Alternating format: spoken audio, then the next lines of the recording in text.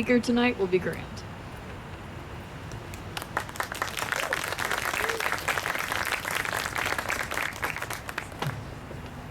Good evening.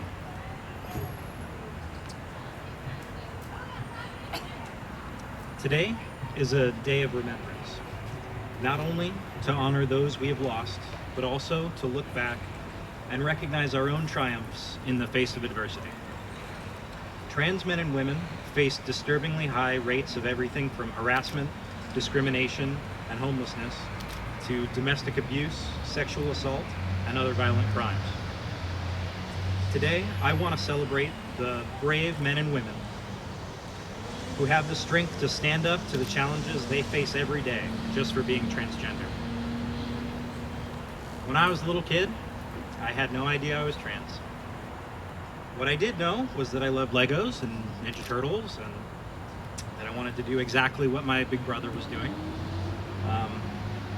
I sure didn't understand why I was forced to wear a dress and my brother was allowed to wear slacks to school. But overall, I was lucky in that our society was pretty indulgent of little girls being tomboys. I excelled in school. I was on the honor roll and won academic awards. But once puberty hit, things started to go downhill. I was increasingly depressed, and while I didn't exactly know why, something was wrong. Like 78% of trans kids, I was harassed in school. My high school was under construction, and a lot of our classes were in these portable classrooms that were built in the parking lot. In my freshman year, my first, third, and fourth periods were out in that, Pod City. But my second period class was all the way on the other side of campus. And every day I had to make that 12-minute trek from first period to second. And it only took a few days of being called a dyke and being asked, "Are you a boy or a girl?" for me to start putting up the hoodie and putting in headphones and making the trek that way. But that didn't stop kids from knocking into me, or it didn't stop that one kid from spitting in my face. So after that, I quit going to second period. I instead grabbed a book and would hide out behind the HVAC enclosure and wait for the bell to ring. I remember in one grading period, I missed 28 out of 30 second period classes. The rest of my schedule was a lot of smaller advanced placement classes. So once I was out of the halls, most people were pretty decent. But every time there was the anonymity of a large group, things got dicey. My friends and I got plenty of taunts on the quad each day at lunch, and once I even got a 30-gallon trash can thrown at me. I remember breaking down and asking my mom to buy me new gender-appropriate clothes, hoping that I could escape the constant harassment. The first day I wore those clothes to school, it felt like I was walking around in drag. And sure enough, in the halls, someone passed me and shouted, "What are you, transsexual?" And what they meant was, "Are you a trans woman?" In my desperate, futile attempt to conform to gender norms, I only further underscored how lost I was. I didn't know what to do. There was no relief, no matter how I dressed or acted, and I decided that that life wasn't worth living, and I tried to kill myself. Turns out that 41% of all trans adults have attempted suicide. That's 9 times more likely than the national average, and that already colossal baseline number jumps up even higher in the presence of rejection, discrimination, and violence. It didn't take long for my parents to pull me out of school and get me in therapy and on antidepressants. But it wasn't until a friend called me and told me that she was going to start living as a woman that things finally turned around. I was shocked. Not about her transition, that made sense. But I remember thinking, wait, that's allowed? I didn't know that transitioning was an option. I didn't even really know what being trans was. I only had a general, nebulous, negative connotation. But after that conversation, I was captivated by the idea, and for days read everything I could get my hands on. I saw my story reflected in words of people that I never met. I wasn't alone. For the first time, I saw a path ahead. I talked to my parents, and after a lot of research and some tearful conversations, they were on board. I started taking testosterone and finally got the puberty I was looking for 6 years earlier.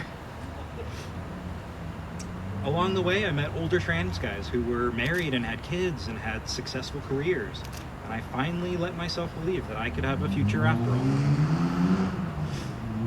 After my transition, I rebooted my life. I got a new job, I made new friends, I got a GED, I went to college. I was back on the honor roll and winning academic awards. I excelled at work and quickly got promoted to management. I moved into my own place, I bought a car, I traveled. I surrounded myself with people who only ever knew me post-transition.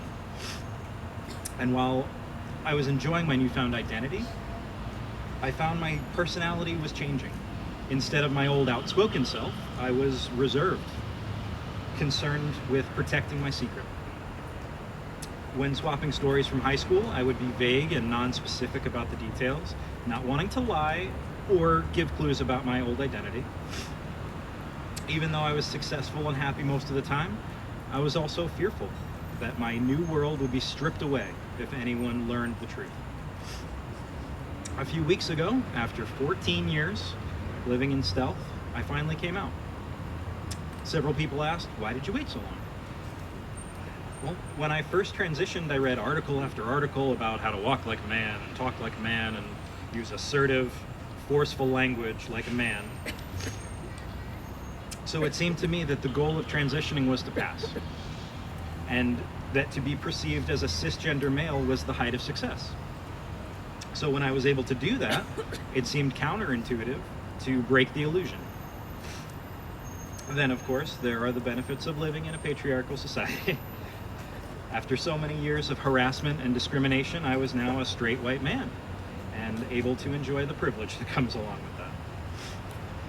Deeper than that, though, was the wish that I had been born male, and that by letting people think that I was able to pretend. To try to forget that I was trans. But you can never really forget. You're reminded each time you try on a pair of tight jeans, or when you have to come up with an excuse for why you won't go swimming at the beach. You're reminded when you have to wait for the only stall in the bathroom. Or when your friends start having kids. And since I tried to forget, each reminder hit me like a sucker punch, and I was on my own to pick myself back up because I had been too afraid to let anyone close enough to help. So why did I finally come out? I wanted to stop living in fear. I finally decided that whomever and whatever I would lose would be worth losing. I chose to come out via Facebook, and when I did, I was overwhelmed with message after message of encouragement and pride. Turns out several people had known for years and had just been waiting for me to be comfortable enough to say it out loud. The walls that I had built around myself weren't protecting me, they were keeping out the love and support of my friends. I am a transgender man, and every day is hard. But by choosing to live in stealth, I was discrediting the incredibly difficult journey I've taken. I was erasing half a lifetime of hard-fought experience. I was denying an intrinsic part of myself and creating a secret, a liability, and a source of shame. The longer I was silent, the more I isolated myself from support.